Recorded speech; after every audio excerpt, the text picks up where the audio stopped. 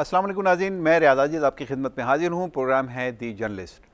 नाज़रीन, आज अपने प्रोग्राम में हम डिस्कस करते हैं नैब की सूरत हाल को कि नैब की वजह से मुल्क में जो बहरानी कैफियत इस वक्त नज़र आ रही है सियासी सतह पर, वो बहुत ज़्यादा है। यहाँ तक ये अलार्मिंग सूरत हाल पैदा हो गई है कि नैब के चेयरमैन ने वज़ीर आज़म से मुलाकात करने से इनकार कर दिया, जिसके ऊपर सेनेट में भी बात हुई। ये बड़ा अहम पहलू है इस सारे मामले का कि वज़ीर आज़म जो कि मुलाकात का मुतमन्नी है नैब के चेयरमैन से, और चेयरमैन साहब इनकार कर रहे हैं कि मैं नहीं मिलना चाहता या नहीं मिल रहा, तो ये बड़ा अलार्मिंग है पाकिस्तान की सियासी सूरत हाल के लिए और मजमूई तौर पर पाकिस्तान के डिसिप्लिन के लिए, जो इंटरनल डिसिप्लिन होता है इंसामी सतह पर। मैं उसके हवाले से बात कर रहा हूँ। मैं इसी ताल्लुक़ से आज बात करूँगा कि नैब अब करने क्या जा रही है। यकीनन एहतसाब इस मुल्क में ज़रूरी है और बेरहम एहतसाब इस मुल्क में ज़्यादा ज़रूरी है, लेकिन इस बेरहम एहतसाब के नतीजे में अगर जमहूरियत डिरेल होती है या जमहूरियत को कोई ख़तरा लाहक होता है, तो ये भी एक बड़ा क्वेश्चन मार्क है कि ये सूरत हाल कौन इसको बाद में कंट्रोल करेगा और फिर ये किस तरफ लीड करेगी सूरत हाल। तो नैब बाइख्तियार यकीनन होनी चाहिए, लेकिन कितना, क्या नैब को कोई ऊपर से कोई इदारा उसके भी ऐसा होना चाहिए कि जो उसको कंट्रोल करे? यही सूरत हाल बनाने की कोशिश कर रहे हैं सियासतदान। और ये किस हद तक बात दुरुस्त है कि नैब को भी कहीं जवाबदेह होना चाहिए? मैं इस पे बात करूंगा। मेरे साथ गुफ्तगू करेंगे हुमायूं उस्मान साहब। आप तज्ज़ियाकार के तौर पे मेरे प्रोग्राम में शरीक हैं। मेरे दूसरे मेहमान हैं नासिर जहांगीर साहब। आप एडिटर भी हैं एक अखबार के और तज्ज़ियाकार हैं, उनसे भी बात करते हैं इस हवाले से। और मेरे तीसरे मेहमान हैं शब्बीर गौरी साहब। आप अमेरिका से एक अखबार निकलता है उर्दू लिंक, उसके कराची में ब्यूरो चीफ़ हैं। आप तीनों मेहमानों का बहुत शुक्रिया। गुफ्तगू का आगाज़ जनाब हुमायूं उस्मान आपसे कर लेता हूँ। पाकिस्तान में एहतसाब एक बड़ा मसला है, मरहला है, मसला भी है, मरहला भी है। नैब ने अहकाम जारी किए 10 दिन में सारे पेंडिंग केसेस निपटा दें, और शायद वो जो तवालत पे मबनी है उसको कहा कि 10 माह में आप इसको कंप्लीट करें। ये अहकाम 2 दिन पहले जारी किए गए। अब मुझे आप ये बताइए कि ऐसी सूरत हाल में कि जब नवाज़ शरीफ साहब बराह रास्त नैब को कह रहे हों कि आप अपना क़िबला दुरुस्त कर लीजिए वरना हम एक्शन लेंगे, और नैब अपने लोगों को ये कह रहा हो कि 10 दिन में आप केस निपटाइए, तो ये किस तरफ लीड करती हुई नज़र आ रही है सूरत हाल आपको? बिस्मिल्लाहिर्रहमानिर्रहीम। रियाज भाई देखिए, मैं आपको इसमें शुरू से लेता हूँ कि ये स्टोरी कहाँ से शुरू हुई। ये स्टोरी शुरू हुई डॉक्टर आसिम से। ठीक है, डॉक्टर आसिम ने जब नैब के जो मौजूदा चेयरमैन हैं उनके बारे में कोई इंकशाफात किए और बहुत सारे चैनल्स पे और मीडिया पे कुछ खबरें उस टाइम पे चली भी, उसके उस टाइम बिटवीन वो पाकिस्तान से बाहर चले गए, लेकिन फिर किसी के कहने पे वो पाकिस्तान आए और उनको कहा गया, स्ट्रेट वे कहा गया कि भाई आपने कड़ा एहतसाब करना है तो आपकी बख्शिश है, वरना आपको भी उसमें हम घसीट लेंगे जो आपने वहाँ से डॉक्टर आसिम से पैसे लेते रहे या जो उन्होंने इंकशाफात किए। उसके बाद उन्होंने इस शराइत पर पाकिस्तान आए कि अब मैंने कड़ा एहतसाब करना है, चाहे मेरे घर के अंदर का कोई बंदा क्यों ना इन्वॉल्व हो, मैं उसका एहतसाब करूँगा। उस एहतसाब का जब दायरे कार पंजाब के अंदर पहुँचा तब तो वज़ीर आज़म को मुलाकात का ख्याल आ गया। जब तक वो सिंध में था तो वज़ीर आज़म साहब को मुलाकात का ख्याल नहीं आया, और वो पंजाब में किस घर तक पहुँचा, सवाल ये उठता है। पंजाब में वो उस घर तक पहुंचा जिसने उसकी पूरी नवाज शरीफ साहब की इलेक्शन कैंपेन चलाई, जिस घर ने, यानी मैं बात कर रहा हूँ मियां मंशा साहब के बेटे, बेटी और बहू की, जिनके अकाउंट से पूरी फाइनेंशियली सपोर्ट हुई उस इलेक्शन को जो 2013 में मुस्लिम लीग नून ने लड़ा। और मैं डंके की चोट पे बात कर रहा हूँ, चाहे मुझे अगर नून लीग कहीं भी चैलेंज कर सकती है तो करे, मेरे पास एविडेंस मौजूद है, मेरे पास डॉक्यूमेंट्स मौजूद हैं, और नैब की वो सारी इंट्रोगेशन जो उन्होंने उनसे उन 3 लोगों से की वो मौजूद है। जब उन 3 लोगों से ये सारी इन्वेस्टिगेशन स्टार्ट हुई तो नवाज शरीफ साहब को प्रॉब्लम यहाँ पर आकर खड़ा हो गया कि भाई आप मेरे घर तक क्यों जा रहे हैं, दूसरे के घर तक आप जाते रहें। पहले एक कोई चीख रहा था कराची के अंदर हमारे साथ जुल्म हो रहा है, फिर सिंध वाले चीखना शुरू हो गए। जब पंजाब की बारी आई, पंजाब तक गए नैब वाले, तो उन्होंने कहा कि नहीं जी हमारे साथ तो बड़ा जुल्म हो रहा है, आप मुलाकात करें। और 1999 में जब इन्होंने नैब बनाया था तो नैब में यही शराइत रखी गई थी कि नैब बिल्कुल आज़ाद होगा और इंडिविजुअली तौर पर इंक्वायरीज करेगा और उसके बाद उस पर फैसले करेगा। आज ये कहते हैं कि उसमें हमें चेंजेस लानी चाहिए और यूँ लानी चाहिए, क्योंकि अब बात इनके गिरबान तक आ रही है। ज़िंदगी में पहली दफ़ा पाकिस्तान के अंदर आज तक आम आदमी, पहले भी नवाज शरीफ के खिलाफ तो केसेस मौजूद हैं नैब में, लेकिन गिरबान तक किसी के हाथ नहीं गया ना। 10-25 साल हो गए ना मंशा के केस को, एमसीबी को 25 साल हो गए आज पूरे उठाकर आप देख लें, सारे केसेस पेंडिंग रहे सारी जिंदगी। नवाज शरीफ साहब 100 रुपए ट्रैफिक पुलिस वाला लेता है उसको तो आप लटका देते हैं। ठीक है, जब बड़ों की बात आती है तो फिर आप जो सवाल इनसे किया था इन्होंने, जो उसकी साबक़े और लाहिक़े उस हवाले से तो गुफ्तगू की, लेकिन सवाल का मेरे जवाब नहीं आया। मैं आपसे ये पूछ रहा हूँ कि सूरत हाल किस तरफ लीड करती हुई नज़र आ रही है आपको?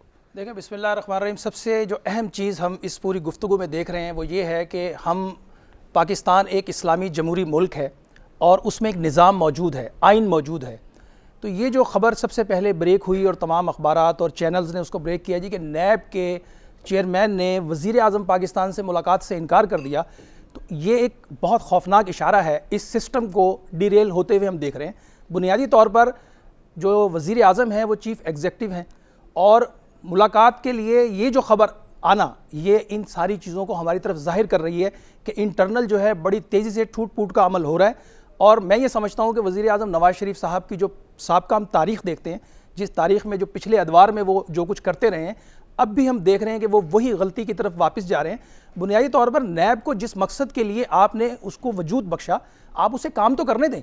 आप जैसे ही किसी बड़ी मछली की तरफ हाथ बढ़ाते हैं, पीछे से आपके सारे हरकारे जो हैं वो हरकत में आ जाते हैं और वो आपके ऊपर जनाबे वाला इधर उधर से प्रेशर डालना शुरू कर देते हैं। और हमारे इस मुआशरे की जो सबसे बड़ी मौत है, मैं समझता हूँ वो यही है कि जब कोई छोटा शख्स गुनाह करता है, छोटा शख्स जुर्म करता है, आप उसे पकड़कर शदीद किस्म के आप उसको प्रोसेस से गुजारते हैं और उसको आप टांग के रख देते हैं। और जैसे ही कोई बड़ा शख्स कोई गुनाह करता है, कोई जुर्म करता है, कोई करप्शन करता है, आप उसके लिए इतने रास्ते बना देते हैं। अब डॉक्टर आसिम के केस को आप देख लीजिए, ये इस वक्त एक इस टेस्ट केस बना हुआ है। पूरे पाकिस्तान की सिक्योरिटी इदारों के लिए भी टेस्ट केस है, हमारी अदलिया के लिए भी टेस्ट केस है। तो कब लेकिन तक रहेगा वो क्या भाई टेस्ट केस? जर्नल आपने 100 दिन से ज्यादा उनको रखा, इन्वेस्टिगेशन में जीरो निकलता है, काय का? नहीं, जीरो नहीं निकलता। ये हमारा निज़ाम, जिस किस्म के निज़ाम के अंदर हम और आप रह रहे हैं, ये निज़ाम करप्ट आदमी को जिंदगी बख्शता है और जो आदमी ईमानदार है उसके लिए ये मौत बना हुआ है। तो अब ये मौका आ गया है कि इनको फैसला करना होगा और अगर ये फैसला नहीं करेंगे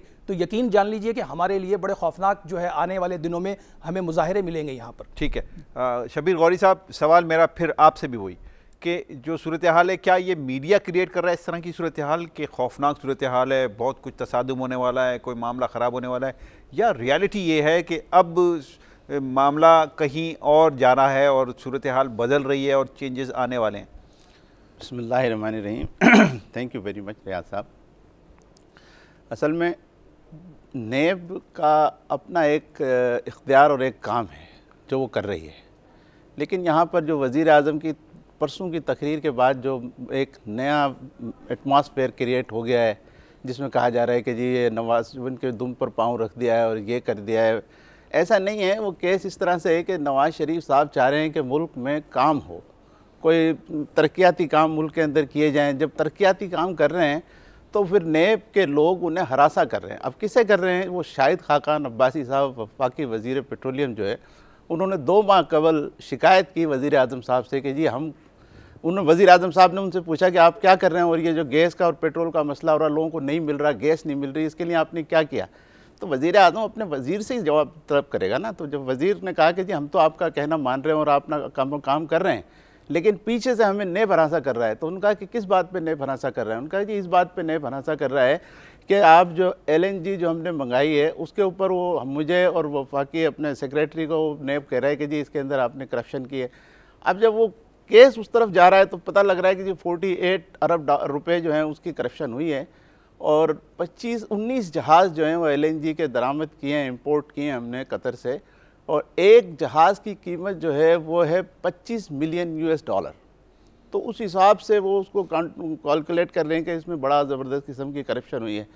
तो नवाज़ शरीफ साहब का कहना ये था कि जो हम तरक्याती काम कर रहे हैं, जब हम तरक्याती काम करते हैं तो हमें फिर इस किस्म की चीज़ों में उलझा दिया जाता है और फिर अच्छा, ये बात बड़ा अहम नुक्ता है कि हम यानी पॉलिटिकल पार्टीज़ जो हैं वो तरक्याती काम के हवाले से दावा करती हैं, कुछ नज़र भी आ रहा होता है, कहीं ना कहीं वो काम कर रहे होते हैं, बड़े बड़े प्रोजेक्ट जो देखने वाले होते हैं, दिखाने वाले होते हैं, वो प्रोजेक्ट तो बहरहाल वो कर ही रहे होते हैं। लेकिन क्वेश्चन ये है कि सिर्फ पॉलिटिकल पार्टीज़ या सिविलियन जब हुकूमत होती है तो इस तरह के इदारे इतने ज़्यादा एक्टिव होते हैं और इस तरह की सूरत हाल क्रिएट होती है, ऐसा क्यों होता है? देखिए रियाज भाई, मैं आपकी इस बात से इतफाक़ नहीं करूँगा। और ये आप समझते हैं अगर सिविलियन हुकूमत ने ये सारे कारनामे किए हैं जो वज़ीरिस्तान के अंदर हो रहे हैं और इस वक्त नैब पे जो प्रेशर पड़ रहा है, अगर सिविलियन हुकूमत के कहने पे पड़ रहा है तो बिल्कुल ऐसा नहीं है। नैब पे प्रेशर पड़ रहा है उन इदारों की तरफ से जो पाकिस्तान की बका चाहते हैं। भाई मेरा सवाल सुन लीजिए। आप वज़ीरिस्तान की मिसाल ना दें, इसलिए कि सिक्योरिटी फोर्सेस जो काम कर रही हैं बहुत अच्छा काम कर रही हैं, लेकिन सिक्योरिटी फोर्सेस अपनी ड्यूटी भी कर रही हैं। उनको यही, अब नवाज शरीफ तो जाके फ्रंट लाइन पर नहीं लड़ेगा ना, उसकी तो अपनी कोई अपने कारकुनों को जाके नहीं खड़ा करेगा ना वो। एक मिनट, मेरा सवाल सुन लीजिए। मैं आपसे ये पूछ रहा हूँ कि अगर वो अपनी ड्यूटी कर रही हैं, उसमें उनकी शहादतें भी हो रही हैं, हमारे लिए बड़े रिस्पेक्टेबल हैं। मेरा सवाल ये है कि सिविलियन हुकूमत जब होती है तो इस तरह के इदारे एक्टिव होकर ये थ्रेट क्यों बनते हैं सिविलियन हुकूमत के लिए? मैं आपके लिए आपके सवाल की तरफ आता हूँ, मुझे अगर आप अपनी बात मुकम्मल करने दें जो मैंने शुरू की थी। मैं आपको ये बता रहा हूँ कि जो लोग यहाँ बैठकर उनको फंडिंग कर रहे हैं, उन लोगों को जो इन हमारे जवानों के ख़िलाफ़ लड़ रहे हैं और हमारे मुल्क के अंदर दहशतगर्दी के अनासर बने हुए हैं, जहाँ से फंडिंग आ रही है, जब फ़ौज ने और कौमी सलामती इदारों ने उस तरफ हाथ डालने की कोशिश की, उन लोगों के गिरबान तक जो बड़े बड़े नाम हैं, जो बड़े बड़े मगरमच्छ हैं, जो उनको फंडिंग करते हैं, जो पाकिस्तान की सलामती नहीं चाहते, जो पाकिस्तान के दुश्मन हैं, तो फिर ये लड़ाई तो होनी है ना भाई। अगर पाकिस्तान की मैं आपसे बात करता हूँ। इस वक्त नाज़रीन हमारे साथ टेलीफोन लाइन पर है गौस बख्श खान न्याजी साहब, सेनेटर हैं मुस्लिम लीग नून के। इनसे बात कर लेते हैं, इनकी राय ले लेते हैं। अस्सलाम वालेकुम गौस साहब। जी वालेकुम सलाम। और गौस साहब, मैं आपसे ये जानना चाहता हूँ कि मुस्लिम लीग नून की स्ट्रैटेजी इस वक्त क्या है, कि आप ये समझते हैं कि नैब जो है बहुत ज़्यादा प्रेशर डेवलप कर रही है और ये सूरत हाल लीड किस तरफ कर रही है? नैब एक इदारा बनाया था, मुस्लिम लीग नून ने एक इदारा बनाया था ताकि जो चाहे करप्ट सियासतदान है, चाहे ब्यूरोक्रेट है, चाहे जो भी है, उसका एक इंतखाब किया जाए। और ये मुस्लिम लीग नून ने भी एक बिल पास किया था, तो मुस्लिम लीग नून का दूसरा दौर था, हाल पर 99 की बात है। तो हम तो चाहते हैं कि नैब अच्छी तरह और आज़ादाना काम करे, लेकिन एक जो तरीक़ेकार होता है कि उसको फॉलो करना चाहिए। हम तो चाहते हैं कि इंसाफ सबका हो, चाहे पॉलिटिकल सियासतदान है, चाहे ब्यूरोक्रेट है, चाहे जो भी है, चाहे कोई मुल्क को लूट रहा है या आवाम को लूट रहा है, इंसाफ होना चाहिए। लेकिन हम चाहते हैं कि इसका तरीक़ेकार होना चाहिए, मुल्ज़िम को मुजरिम नहीं बनाना चाहिए। अगर किसी पे इल्ज़ाम है कि जी उसने कोई करप्शन की है या कोई ऐसी बात की है, तो फिर तो वो उस मुजरिम को तो नहीं बचना चाहिए, मुजरिम के साथ तो वही सलूक होना चाहिए, मुजरिम को होना चाहिए, लेकिन मुल्ज़िम को नहीं। अब किसी पर इल्ज़ाम लग जाए और फिर उसको ऐसे बिठाया जाए, जैसे कि पीछे राणा साहब ने भी कहा है कि मियां मंशा को उन्होंने बुलाया और 2 घंटे बिठाया रखा और उस मीटिंग में उसका जो इंप्रेशन दिया गया कि शायद उसने करप्शन की है, ये बहुत गलत बात है। अच्छा, इसमें मैं आपसे बड़े अदब से एक सवाल करूं और उम्मीद है कि आप इसका जवाब ज़रूर देंगे कि रवैयों का बड़ा फ़र्क है। इस वक्त नैब की जो सख्ती नैब के रवैये में आई है, उसमें आपका रद्दअमल बहुत ज़्यादा सख्त, यानी नून लीग का रद्दअमल मजमूई तौर पे और पीएम साहब का रद्दअमल मजमूई तौर पे बड़ा सख्त आया है और उन्होंने कहा कि इनके खिलाफ कानूनी कार्रवाई भी हम करेंगे अगर ज़रूरत हुई। लेकिन जब यही काम पीपल्स पार्टी के खिलाफ सिंध में हो रहा था, उस वक्त आपका रवैया बहुत नर्म था। ये डिफरेंस क्यों? हमने कभी इस नैब के खिलाफ इससे हम चाहते हैं कि जब तक जुर्म साबित ना हो तो उसको साथ वो मुझे वाला सलूक नहीं करना चाहिए, ठीक है ना। अब एक बंदे की क्रेडिबिलिटी है। अब हम ये जब उस वक्त डॉक्टर आसिम पे था और 20 बार शोर डाला था, तो उस वक्त भी जियान साहब ने कैमर शाह साहब को एतमाद में दिया था और FIR नेबर को बुलाया था। आपको याद होगा कि भाई जब तक ये इल्ज़ाम साबित नहीं होता आप इनके साथ ऐसा रवैया ना करें। आपको याद होगा ये रिकॉर्ड पर है, कुछ भी हमने कहा था कि इनको साथ मतलब एक वैसा सलूक नहीं हो जाए जैसा मुजरिम का है। जब हादसे पे जुर्म साबित हो जाएगा तो फिर उसके साथ वही सलूक का जो नहीं, ठीक है, लेकिन मेरे सवाल तक नहीं आ रहे सर। आप, मैं आपसे पूछ रहा हूँ कि आपका रवैया पीपल्स पार्टी के सिंध के हवाले से और है, और जब आप पंजाब की बात हो रही या पंजाब का नंबर आया तो और है, ऐसा तासुर है। तो ये तासुर किस हद तक दुरुस्त है? वो तासुर इसलिए उभरा है कि वज़ीर साहब ने बयान दे दिया है कि नैब वालों को तरीका थोड़े सख्ती से बयान दिया है उस पे कोई और इसके अलावा आपने कोई ऐसी बात नहीं की। अच्छा, तो अब आप मुझे सर एक और सवाल, इसी से जुड़ा हुआ सवाल मैं आपसे पूछना चाहता हूँ कि वजीर आजम ने पब्लिकली एक बात की नैब के खिलाफ, जो इदारा इंतजामी एतबार से बहरहाल वो चीफ एग्जीक्यूटिव हैं मुल्क के, तो उनको ये पब्लिक की सतह पर इस तरह की स्टेटमेंट देनी चाहिए थी। अगर कोई ग्रीवेंसेस थे तो वो और सतह पर भी बात हो सकती थी। जो चीज होनी चाहिए मेरे ख्याल आवाम के सामने होनी चाहिए, बजाय इसके कि लेटर लिखे जाए और फिर और मीडिया उसको उछालेगा। तो जो चीज के दिल में थी, उनका माइंड साफ है, उसने कहा भी थी कि काल ठीक होना चाहिए नैब का। अच्छा, ये नहीं करा आपको कि उसकी क्यों करके, लेकिन तरीकेकार होना चाहिए। पीएम साहब से मिलने से इनकार जो है इस हवाले से जो खबर है, अब आप मुझे बताइए कि अगर ये सूरत हाल है तो ये किस तरफ मामला बढ़ रहा है? पहले तो ये बात है कि जी उसने हाउस ने उसकी तरदीद कर दी है, और मेरे ख्याल में ये ऐसी बात हो गई, वो क्यों मिलना चाह रहा था उसको ये एक बात ऐसे बना ली गई है, ख्याल में हकीकत नहीं है। ना वज़ीर साहब ने उनको बुलाया होगा और ना उसको जाना चाहिए, क्योंकि अगर वो साहब वज़ीर साहब के बयान के बाद अगर वो जाता है तो उसकी नैब के चेयरमैन की क्रेडिबिलिटी। सर इसकी ये बात सेनेट में, कल आपके सेनेट में हुई है ये बात, और इसके ऊपर बड़ा फरजुल्लाह बाबर साहब ने बड़ा क्रिटिसाइज़ किया इसको, और उन्होंने कहा है कि मामला कहीं और जा रहा है। तो आप फिर भी ये कह रहे हैं कि वो ये तरदीद कर दी है, मामला कुछ नहीं है ऐसा? उनका अपना एक व्यू है, वो तो हमेशा हमें फरजुल्लाह साहब हमेशा हमें डराते रहते हैं कि ये हो रहा है और फौज आ रही है, ये जो भी आ रहा है ऐसे कहते रहते हैं। हमेशा उन्होंने कोई उनका चूँकि पुराने तफजात हैं इसके इदारों के खिलाफ, तो वो अक्सर बयान देते रहते हैं इस किस्म के, और फिर वज़ीर साहब ने जब तरदीद कर दी तो मेरे ख्याल में मान लेना चाहिए। और ये उनकी अपनी ज़ाती राय है जो फरजुल्लाह बाबर साहब थी। मैं भी उस वक्त सेनेट में था जब उन्होंने बयान दिया था, तो उन्होंने तो फिर मीडिया ने एक बात को उसको पकड़ लिया और फिर बात। अच्छा ठीक है, ये आखिरी बात, वन लास्ट क्वेश्चन सर, कोई तसादुम फ्यूचर में आप देख रहे हैं या कोई जमहूरियत के हवाले से कोई खतरा नजर आ रहा है आपको?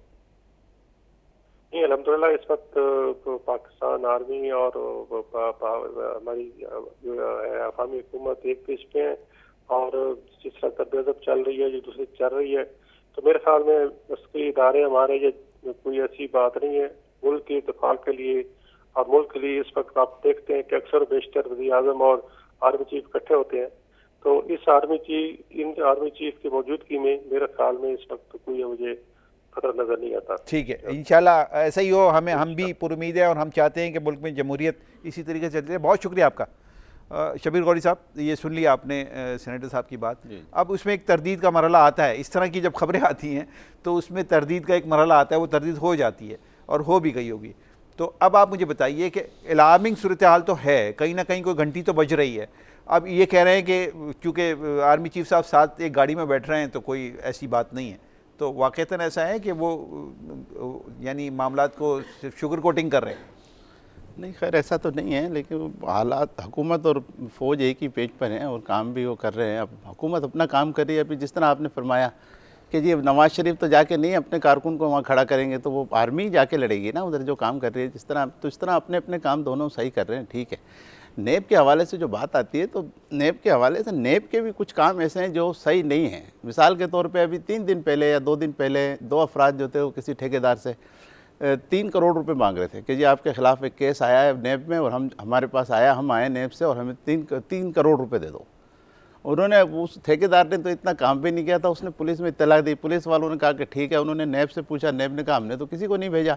जब नहीं भेजा तो फिर उन दोनों गिरफ़्तार कर लिया गया और अभी वो मतलब गिरफ़्तार हैं वो।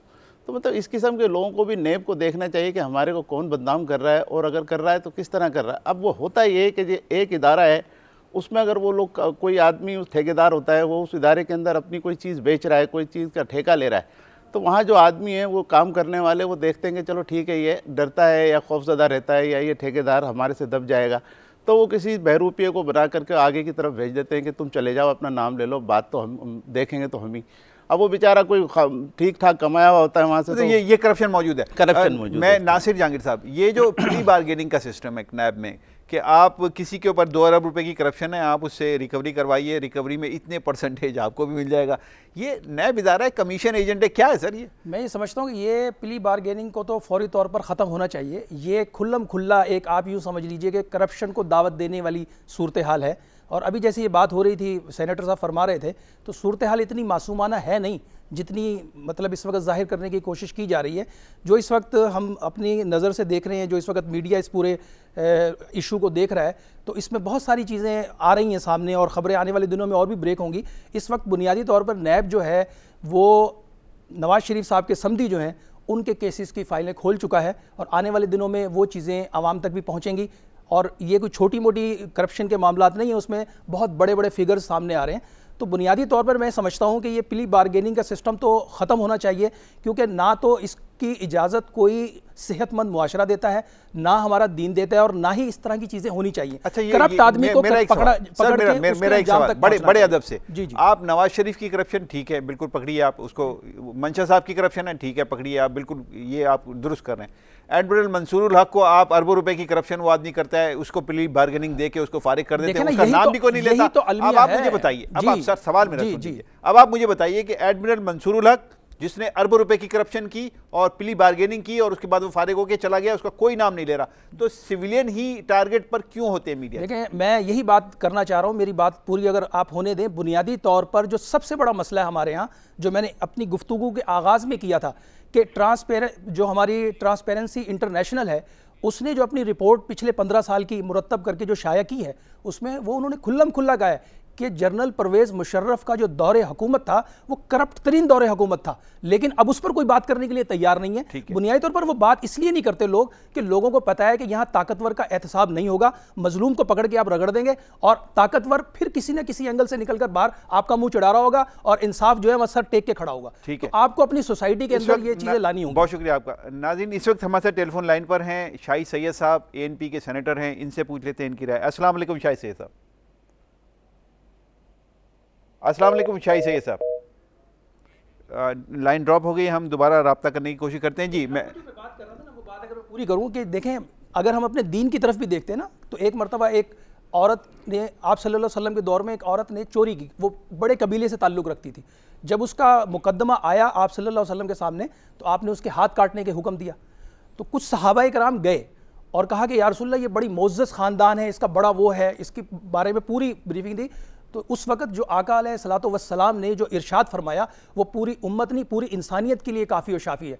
आपने फरमाया कि तुमसे पहली कौमें इसलिए तबाह और बर्बाद हुई कि उनमें जब कोई बड़ा आदमी कोई गुनाह करता था, कोई चोरी करता था, कोई फ्रॉड करता था, कोई धोखा करता था, तो उसको जो है छोड़ दिया जाता था, और कोई छोटा आदमी गुनाह करता था तो उसको पकड़कर सज़ा दी जाती थी।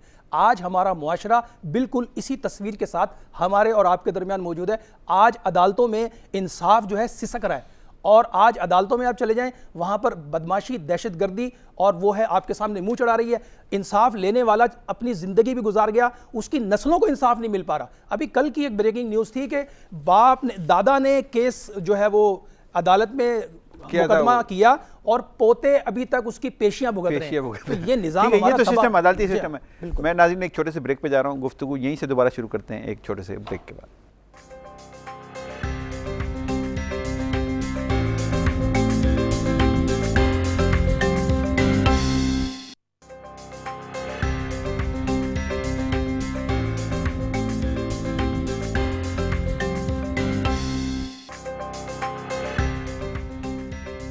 मैं एक दफ़ा फिर प्रोग्राम में आपका खैर मकदम करता हूँ। हमारी बात हो रही है नैब के हवाले से और हुकूमत के और नैब के दरमियान मुमकिन तसादुम के हवाले से। अगरचे कुछ तरदीदें भी सामने आ गई हैं, लेकिन क्वेश्चंस अपनी जगह मौजूद हैं कि ये तरदीद उस वक्त आती है कि जब कुछ हो चुका होता है। ये एक ट्रेंड है हमारे मुल्क का, तो यकीनन इस हवाले से भी यकीनन सोचना चाहिए जो मीडिया है, मीडिया पर्सन को भी।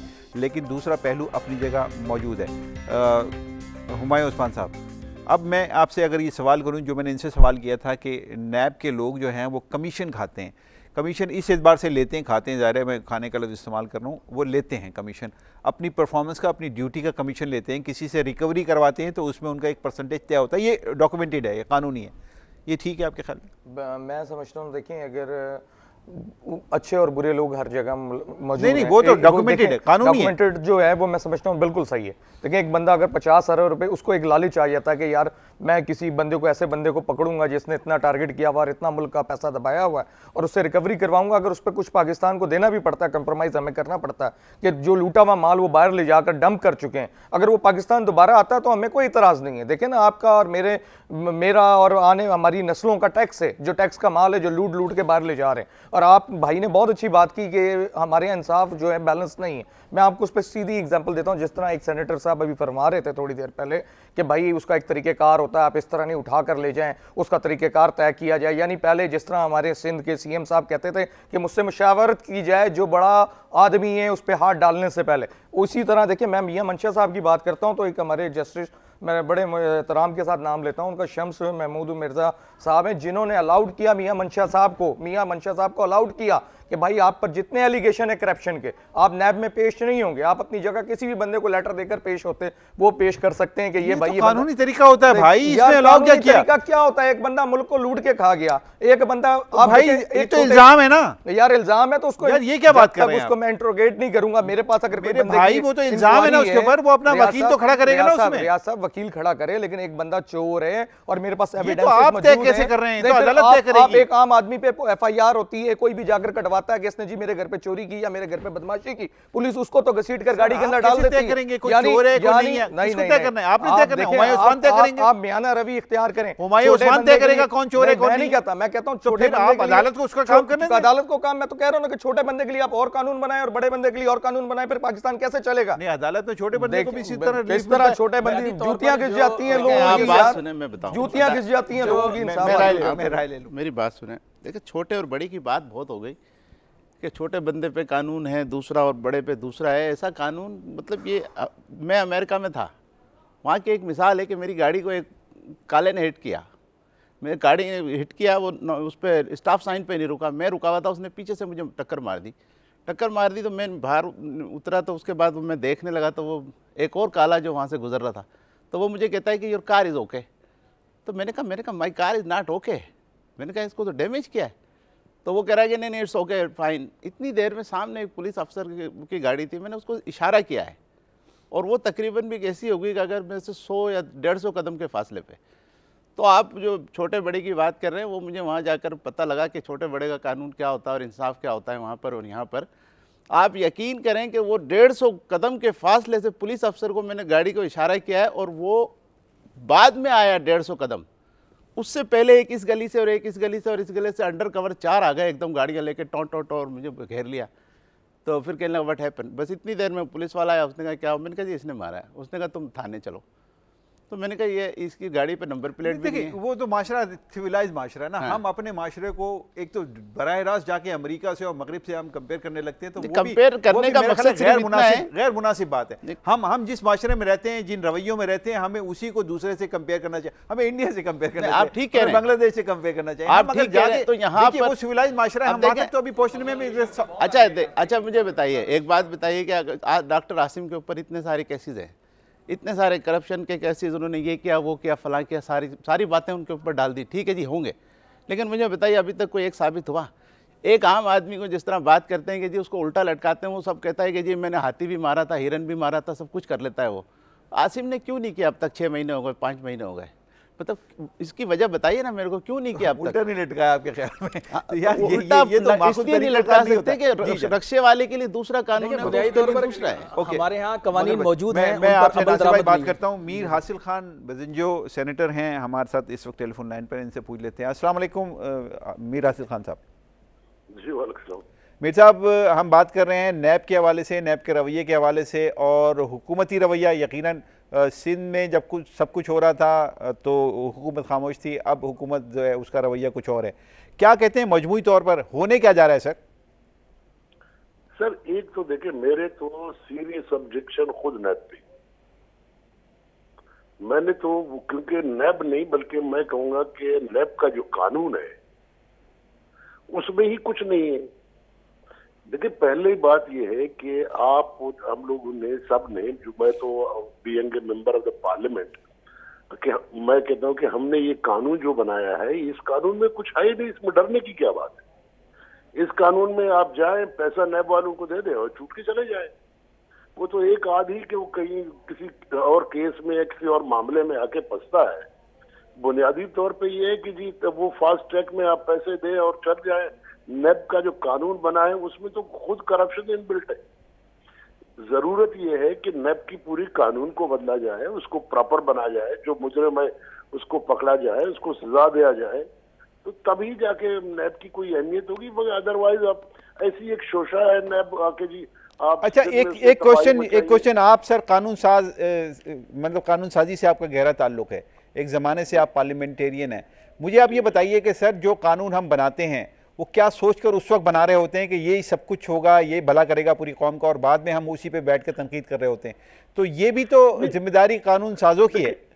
देखिए बुनियादी तौर पे ये हमारी जिम्मेदारी बनती है बड़ी जमातों की। हम जैसे जमायतें होती हैं, दो चार आदमी हमारे आ जाते हैं, हम शोर भी मचाते हैं, उनकी कोई अहमियत नहीं होती है। मगर बुनियादी तौर पे देखिए, हमारे यहाँ एहतसाब का न तसव्वुर मौजूद है, न इसको कोई सह सकता है। कहने के लिए तो हम सब बड़े आराम से कहते हैं कि जी वो डरता है, मैं नहीं डरता हूँ। जब मामला आता है तो सभी डर जाते हैं। तो पहली बात ये कि एहतसाब का तसव्वुर हमारे यहाँ मौजूद ही नहीं है। ये नैब जो जिसे लोग आपको कहते हैं कि जी सिंध में तबाही मचाई, इसने क्या किया है, कितने लोगों को पकड़ा है, कुछ लोगों के वारंट्स निकाले, वो मुल्क बाकी चले गए, वैसे भी उनको अच्छा, इसके बाद चलिए आपकी बात थोड़ी सी देर के लिए उस तरीके से तस्लीम करते हैं और ये समझते हैं कि इसमें कानून में तब्दीली की ज़रूरत है। तब्दील करके आप नया कानून लाते हैं, नई नैब बना लेते हैं, फिर वो इख्तियारात के साथ फिर वो कोई कार्रवाई करता है तो फिर सियासतदान या दूसरे लोग जो हिट होते हैं उससे उसके एतराज़ शुरू कर देते हैं। तो आप क्या समझते हैं कि नया नैब जब आप बना लेंगे तो उसके बाद या तो उसको बेख्तियार रखें, टूथलेस रखें, और अगर आप बनाने के बाद समझते हैं कि बाख्तियार है तो फिर वो कार्रवाई करे, तो फिर इतराज़ नहीं करेंगे आप? देखिए, मेरी बिल्कुल गुजारिश बिल्कुल इन बातों से मुख्तलिफ है जो इस मीडिया में चल रही है। मेरी ये है कि नैब को एक इंस्टीट्यूशन होना चाहिए, उसको कोई तब्दील न कर सके, वो एक परमानेंट इदारा हो और वो टीचलेस ना हो, और वो जो फैसला करे फिर उसके फैसले को कोई इधर उधर न कर सके। तो मैं समझता हूँ कि वो नैब तो हमारे पास है ही नहीं, वो हमने बनाई ही नहीं है, और बल्कि मैं समझता हूँ कि उसके बनाने का विल भी मुझे कहीं नजर नहीं आता। तो इसीलिए इस नैब से डरने की बहुत ज्यादा जरूरत नहीं है कि मेरे तो अपने बलूचिस्तान में लोगों को पकड़ा है, बाद में वो सब दूसरे दिन घूम रहे हैं, हमने क्या किया, उन्होंने कहा जी इतने पैसे मांगे थे, इतने हमने दे दिए, हम छूट गए। और इसमें जो मेजर करप्शन है उसमें तो नैब जाता नहीं है। नैब जाता है अपने फलाना जगह पे आप दस्तखत से 5 नौकरियां कर ली। अब अंदाजा लगाएं कि हमारे एक बहुत ही अहम आदमी पे इल्जाम है कि आपने 2 नौकरियां दी। अच्छा, जो वो हासिल बीजे जो ने अरबों रुपए कहा वो तो गए, मगर आपको वो 2 नौकरियों पे उसको पकड़ेंगे। इस तरह का नैब अगर हो भी तो इससे क्या फर्क पड़ेगा? अच्छा, नैब जो इस वक्त जिस तरीके से आंखें दिखा रहा है हुकूमत को, आप समझते हैं कि कुछ मामला आगे जाके गड़बड़ हो जाएगा या सेटल हो जाएगा? सर, नहीं, मुझे बिल्कुल आई एम नॉट अफेयर वो कि नैब कोई आंखें दिखा पाएगा या कोई कुछ करेगा, क्योंकि उसकी कानून को शुरू से ही ऐसा रखा गया है। अच्छा, उसकी कानून में ही जान नहीं है। तो आप मुझे बताएं कि वो आसिम तो फिर ये शोर क्यों है सर? अगर इतना टूथलेस है वो या कानून में जान नहीं है, तो फिर नवाज शरीफ को क्या जरूरत पड़ी सारे महफिल ये बात कहने की कि अगर वो उसने किबला दुरुस्त नहीं किया तो हम एक्शन लेंगे? एक जुमले को लेके आप लोगों ने जो है एक प्याले में तूफान खड़ा कर दिया है। सर पीएम कह रहा है, सर प्राइम मिनिस्टर कह रहा है। मेरी बात सुने, अगर ये हिम्मत होती तो आप नैब अपने केस चला लेता, लोगों को पकड़ लेता। वो इस पे क्यों परवाह करता है कि नवाज शरीफ क्या बोल रहा है, प्राइम मिनिस्टर क्या बोल रहा है, प्रेसिडेंट क्या बोल रहा है, कियानी क्या बोल रहा है, या राहल शरीफ क्या बोल रहा है? क्योंकि वो एज ए इंस्टीट्यूशन बना ही नहीं है। गरीब उसका कसूर नहीं है, दैट इज वो अभी तक इतना कमजोर है और इतनी छोटी चीज है कि वो किसी के बोलने से वो खराब हो जाती है।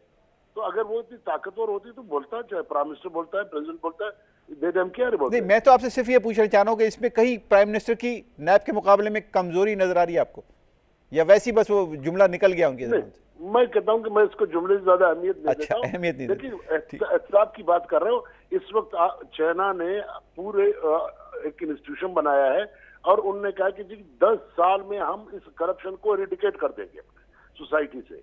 वहाँ पॉलिट ब्यूरो के मेंबर भी उम्र कैद में जा रहे हैं, वहाँ जो है वो मिनिस्टर जो है सारे जेल में हैं। तो दे आर डूइंग, हम वो नहीं कर रहे हैं। हम और आप खाली बैठ के टीवी में एक दूसरे की वो टांग खींच रहे होते हैं। We are not doing the job actually. अच्छा, ये आपने अभी कहा कि हम कर भी नहीं रहे और फ्यूचर में शायद कर भी नहीं सकते। मुझे नहीं लगता। अच्छा, बहुत शुक्रिया सर आपका, बहुत शुक्रिया। गुफ्तगू आपने सुन ली हुमायूं उस्मान साहब। ये जो सूरत हाल है इस वक्त, और आप देख लीजिए कि वो कह रहे हैं कि नैब को आप ताकतवर बना लीजिए, कुछ भी बना लीजिए, आप वो कर ही नहीं सकते कि जो आप करना चाहते हैं।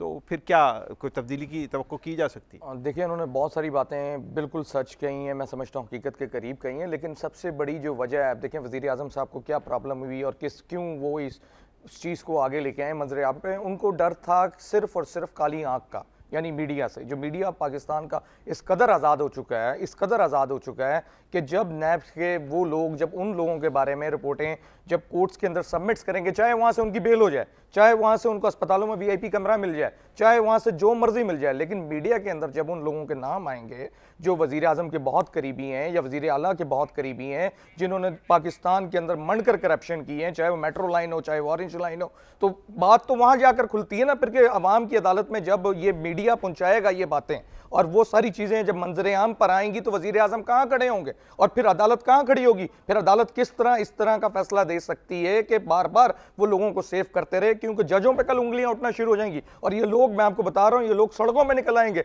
जब अदालतों के फैसले इसी तरह के आते रहेंगे, जब वो कंपलसेट करते रहेंगे, बड़े मगरमच्छों को और छोटों को फांसियों पर लटकाते रहेंगे, तो फिर ये लोग रोडों पर निकलेंगे। ठीक है नाज़रीन, इस वक्त टेलीफोन लाइन पर हैं हमारे साथ सीनियर एंकर पर्सन भी हैं और तजज़ियाकार भी हैं बिज़नेस प्लस चैनल के मुख्तार अहमद भट्ट साहब। इनसे बात कर लेते हैं। अस्सलाम वालेकुम भट्ट साहब। वालेकुम सलाम।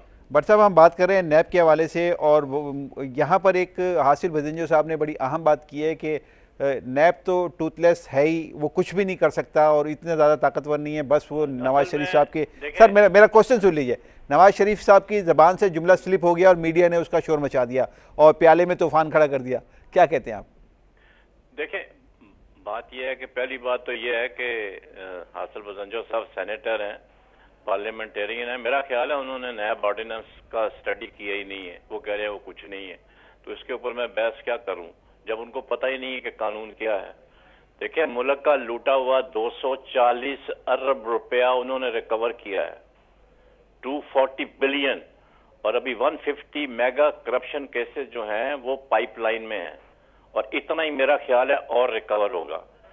आपने कहा जी वो कमीशन खाते हैं, कमीशन वाली बात नहीं। आपने देखा होगा के इलेक्ट्रिक वाले जो है वो जब अनाउंस करते हैं कि जी चोरों का नाम दे तो आपको इनाम देते हैं, नहीं आप डाकुओं को सर बात ये देखिए ना, जब आप इंसेंटिव देने लगते हैं, मेरा क्वेश्चन सिर्फ ये है, सवाल है सर मेरा सवाल ये है कि जब इंसेंटिव आप देने लगते हैं तो लोगों में लालच आ जाती है और लालच जब आ जाती है तो फिर वो मैनिपुलेट भी कर रहे होते हैं कहीं ना कहीं, जैसा कि अभी यहाँ पे गौरी साहब ने एक मिसाल दी यहाँ पर करोड़ों रुपए की। उन्होंने अपने दफ्तरों के अखराजात भी चलाने हैं, कितना उनको कमीशन मिलता है, वो पैसा कितना देते हैं लोगों की जेब से निकालना है और इट इज जस्ट 8%, मुझे पीनट्स।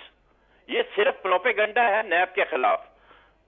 नहीं ठीक है, हकीकत ये है कि they are doing a very good job. Problem की क्या है कि हमारे यहाँ इतनी मैसिव करप्शन हुई है, इतनी मैसिव करप्शन हुई है कि इस हमाम में सब नंगे हैं।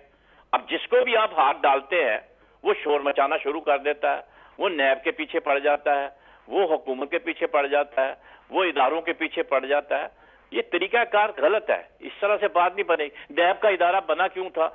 एक साहब ने बड़ी अच्छी बात की कि जूतियां घिस जाती हैं इंसाफ लेने के लिए। बिल्कुल आई एग्री विद हिम कि बिल्कुल उन्होंने सही बात की है कि जूतियां घिस जाती हैं, लेकिन इसीलिए नैब का इदारा लगाया गया ताकि ये क्विक डिस्पोजल करें। इसमें भी आप देखें काफी डिलेड हैं केसेस, जो है काफी टाइम ले रहे हैं, पूरा उसको सफाई का मौका दिया जाता है।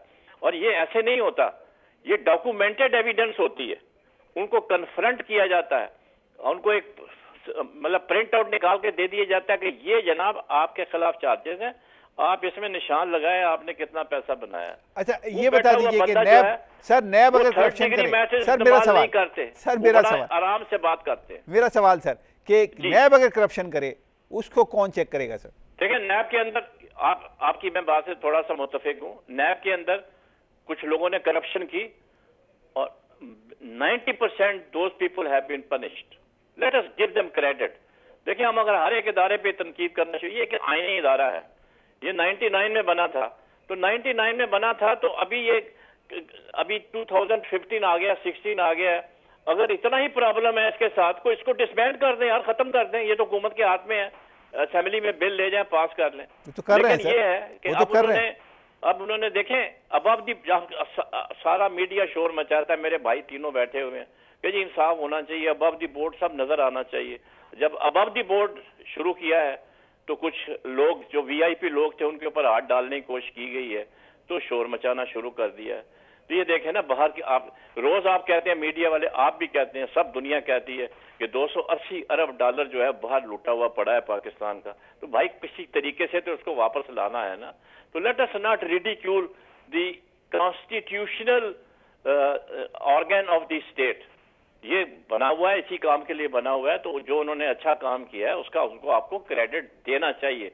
अच्छा, ये किस हद तक दुरुस्त है सर? एक सवाल और ले लीजिए कि ये बात किस हद तक दुरुस्त है हुकूमत की कि बिजनेस टाइकून के खिलाफ नैब कार्रवाई कर रहा है, और बिजनेस टाइकून अगर मुल्क से चले गए तो यहाँ सरमायाकारी खत्म हो जाएगी, बेरोजगारी बढ़ जाएगी। ये खदशा, ये खौफ किस हद तक दुरुस्त है? नहीं, ये बिल्कुल गलत बात है। ऐसी कोई कहानी नहीं है कि बिजनेसमैन चले गए हैं, सारे बिजनेसमैन यहाँ हैं। अगर 3 आदमियों के खिलाफ एक्शन नहीं, वो तो कह रहे हैं अगर चले जाएं, वो अभी नहीं कह रहे कि चले गए, लेकिन वो कह रहे हैं कि अगर ये सिलसिला रहा तो वो चले जाएंगे, डरा रहे हैं। तो पिछले 15 साल से जो लोग मलेशिया में बिजनेस कर रहे हैं, दुबई में जिन्होंने प्रॉपर्टियां बनाई हुई हैं, और इंग्लैंड में प्रॉपर्टियां ली हुई हैं, तो वो क्या पाकिस्तान को प्रॉब्लम हो गया? कोई पाकिस्तान में और इन्वेस्टमेंट आएगी इंशाल्लाह, आप देखना, ऐसी कोई बात नहीं है। ठीक है, आपका शुक्रिया। कि we should fight against the corruption. ठीक, हमको कोशिश करनी चाहिए। हमारा जो काम है वो ये है कि करप्शन इस मुल्क से खत्म होनी चाहिए। ठीक है, बहुत शुक्रिया आपका कर्नल मुख्तार भट्ट साहब। भट्ट साहब की आपने बहुत खूबसूरत बात की भट्ट साहब ने। मैं समझता हूँ कि हमें करप्शन फ्री पाकिस्तान चाहिए, और जैसे इन्होंने अपनी गुफ्तगू में कहा, मैं बिल्कुल उससे एग्री करता हूँ कि जो इस वक्त मौजूदा सरबराह हैं नैब के, चौधरी कमर जमान साहब, उनका जो आप माजी देखें तो वो एक बड़े ज़बरदस्त और निडर और दिलेर किस्म के जो है वो मेजर भी रहे हैं, आर्मी से भी ताल्लुक़ रहा है, और वफाकी वज़ीर सेक्रेटरी दाखिला भी रहे हैं ये। तो मैं समझता हूँ कि ये जो बात हो रही थी कि जी करप्शन नैब में भी है, तो उन्होंने अभी जो पिछले दिनों एक आला मिसाल कायम की है इसी सोसाइटी के अंदर, कि उन्होंने अपने ही इदारे के करप्ट अफसरान को मिसाल भी बनाया है। तो मैं समझता हूँ कि हमें मायूस नहीं होना चाहिए, नैब को काम करने का मौका देना चाहिए। और बजिंजो साहब की मैं एक बात का जवाब देना ज़रूरी समझता हूँ कि वो इतनी बड़ी अहम जगह पर मौजूद है, सेनेटर होते हुए वो कहते हैं जी कानून नहीं है। ऐसा नहीं है, नैब की आर्डिनेंस और नैब के कानून को आप पढ़ें। नैब के कानून में तो ये तक लिखा हुआ है शिक नंबर 31 में कि अगर कोई शख्स नैब की जो तफ्तीश हो रही है उसमें अगर कोई असरअंदाज होता है या उनके अंदर जाके किसी भी किस्म से उनको गुमराह करने की कोशिश करता है, तो उसके लिए 10 साल कैद बामुशक्कत भी रखी गई है। तो बुनियादी तौर पर करप्शन को ख़त्म होना चाहिए। और एक बात जो भट्ट साहब ने की, मैं वो ज़रूरी समझता हूँ उसको दोहराना, कि उन्होंने KE का जिक्र किया। इस वक्त कराची के शहरी जो हैं KE के हवाले से इंतहाई शदीद अजियत से दो चार हैं, और इन लोगों ने, KE वालों ने, यकीन जानिए मैं समझता हूँ रियाज भाई, कि घरों में सफ़े मातम बिछा हुआ है। घरों के अंदर 10,000 रुपये की तनख्वाह 15,000 का बिल भेज दिया, 1 लाख रुपए का बिल भेज दिया। तो मैं समझता हूँ नैब को KE के हवाले भी देखना चाहिए कि ये जो नैब इस वक्त देख रही है, ये हमारे शहरियों का कत्ल कर रही है। KE क्यों कर रही है? कि इस वक्त हमारे शहरी जो है अजियत से दो चार हैं। मैं आपके इस प्रोग्राम का फायदा उठाते हुए एक बात और कह दूं, नहीं इस वक्त वो ये मौजू बदल जाएगा, मौजू बदल जाएगा, लेकिन इस पे एक प्रोग्राम रखूंगा, फिर बात करेंगे। जी जनाब गौरी साहब, ये बता दीजिए आप कि अब सूरत हाल आपके सामने आ गई, सेनेटर साहब क्या कह रहे हैं, 2 सेनेटर्स और उनकी अलग अलग आरा, और सबसे ज़्यादा ये कि नैब को किस हद तक बाइख्तियार होना चाहिए, ये क्वेश्चन अभी वहाँ पे मौजूद है। लेकिन अगर ये टूथलेस कर देते हैं कोई कानून बनाकर नैब को, तो अगली नैब आप किस शक्ल में देख रहे हैं? फिर ये जब नैब बनी थी तो उस वक्त भी यही मसला था कि जी जो सियासी जमातें हैं उनको एक तौर पे अपने तौर पे लाना, और परवेज़ मुशर्रफ साहब ने इसको बना करके सियासी जमातों की कमर कस दी थी कि इसको अपने इसमें रखना है, इसको इसमें रखना है, ये काम लेना है। तो अब अगर इसको ख़त्म भी कर देते हैं, इस वक्त पीपल्स पार्टी और मुस्लिम लीग नून अगर एक बिल ले भी आएँ तो वो पास हो जाएगा, और होने के बाद इसके इख्तियारात ख़त्म हो भी सकते हैं। अगली नैब जो आएगी तो उसको फिर वो अपने हिसाब से ही बनाएंगे, जिसके अंदर ये हो कि जी हमने अगर कोई करप्शन किए तो हमें छोड़ दिया जाए। लाने वाले भी तो दोनों यही है ना, आप ये भी तो समझे ना, इस मौजूदा चेयरमैन को लाने वाले भी तो पीपल्स पार्टी और मुस्लिम लीग ही है ना। वो यही अपनी मुशावरत से लेकर आए थे, और अपनी मुशावरत से लाया हुआ बंदा आज इनके लिए एक मसला बन गया, दोनों के लिए मुश्किल बन गया। तो असल मामला ये नहीं है। लेकिन इसमें दूसरी जमातें ANP वगैरह को इतना सख्त रद्द-ए-अमल नहीं दे रही, क्या वजह है आपके? देखिए, मैं रियाज भाई सिंपल बात करूंगा कि आप यहीं से ऑडिट शुरू कर दें कि एक MNA और MPA जब इलेक्शन लड़ता है तो उसकी कैंपेन पे जो करोड़ों रुपया लगता है वो कहाँ से आता है? बड़े बड़े साइन बोर्ड्स, पैनाफ्लेक्सेस, आपके सामने जितनी इलेक्शन कैंपेनें चलती हैं, इस वक्त एक जलसा करने चले जाएं तो करोड़ों में उसका बजट पहुंच जाता है जलसे का, और बड़े बैंड शैंड के आपके सामने फड्डे भी चलते रहें। और मैं आपके चैनल के तवज्जुह से एक मैसेज देना चाहता हूँ आवाम को कि भाई मैं तो बड़ा अपसेट हूँ। सीधी बात है कि रियाज साहब किसके लिए मेहनत करते हैं? अपने बच्चों के लिए। मैं किसके लिए मेहनत करता हूं? अपने बच्चों के लिए। ये किसके लिए मेहनत करते हैं सारा दिन? अपने बच्चों के लिए। और हम बिजली के बिलों पे, सुई गैस के बिलों पे, पेट्रोल पे डबल ट्रिपल 3 गुना ज़्यादा टैक्स देते रहें। टैक्स देने के बाद बड़ी मुश्किल से अपना गुजारा करें, और अब कल जो अब हमारे बच्चे जवान होंगे, ये नई नस्ल जवान होगी, तो उस पर ये मजीद बादशाहों के जो अखराजात हैं वो पूरे नहीं हो रहे, ये कर्जे लेते जा रहे हैं, उन पर कितना टैक्स होगा भाई? वो किस तरह सर्वाइव कर सकते हैं इस मुल्क में अगर इनकी पकड़ नहीं हुई? बात तो यहां है ना कि अगर आज इनकी पकड़ नहीं हुई तो आने वाली नस्ल इस मुल्क में सर्वाइव नहीं कर सकती। आज हम टैक्स देते हुए हमें परेशानी होती है कि बिजली के बिल पे इतना टैक्स है, सुई गैस पे इतना है, पेट्रोल पे इतना है, हमारे घरों पे राशन पे इतना है, जो हम घर की चीजें खरीद कर लाते हैं उन पे हर चीज पे टैक्स है भाई। आप मेडिसिन की कीमतें देखें आज कितनी बढ़ गई है मार्केट के अंदर। एक आम आदमी क्या करेगा इस माशरे के अंदर? और मैं आपको कहता हूं आपके चैनल के तवज्जुह से, अगर सोए हुए लोग अब नहीं जागे तो फिर कभी नहीं जागेंगे, ये वक्त है जागने का। ठीक है, फाइनल वर्ड सर। बस हम ये समझते हैं कि नैब को अपने इख्तियारात के इस्तेमाल को उनको इजाजत होनी चाहिए। म्याना रवि तो म्याना रवि अपनी जगह पर है, लेकिन मैं समझता हूं सर कि बुनियादी तौर पर जब तक आप कड़ा एहतसाब नहीं करेंगे आपकी सोसाइटी में अमन नहीं आ सकता। कड़े एहतसाब के लिए जरूरत है कि आप बेरहम एहतसाब की तरफ जाएं और नैब को काम करने दें। नैब इस मुल्क की बका का जो है मुकदमा लड़ रही है, मैं समझता हूँ। जी, नैब ने इससे पहले भी बहुत सारे ऐसे केसेस खोले थे जिसमें परवेज मुशर्रफ साहब के दौर में भी उन्होंने नहीं किए। मतलब उन्होंने ये कहा कि जी उनके जो चेयरमैन थे उन्होंने ये कहा कि मुझे अहकामात आए हैं जनरल परवेज मुशर्रफ की तरफ से कि इन केसेस के ऊपर काम ना करें। तो अब यहाँ पर वो मतलब दूसरी तरफ चले जाते हैं कि वो परवेज मुशर्रफ के दौर में इतनी करप्शंस हुई हैं तो उनको कोई वो केस नहीं खुल रहे। अब जो केस खुल रहे हैं वो इन्हीं के पाकिस्तान पॉलिटिकल्स के खुलते हैं। इस पे आदमी आकर बड़ा परेशान हो जाता है। बहुत शुक्रिया जनाब शबीर गौरी साहब, जनाब नासिर जहांगीर साहब, जनाब हुमायूं उस्मान साहब, जो दो सेनेटर साहिबान मेरे साथ हैं उनका भी शुक्रिया, और मुख्तार भट्ट साहब का भी शुक्रिया जो गुफ्तगू की। नाज़रीन, सारी गुफ्तगू आप तक पहुँच गई। मैं चाहता हूँ इजाज़त, अल्लाह हाफ़िज़।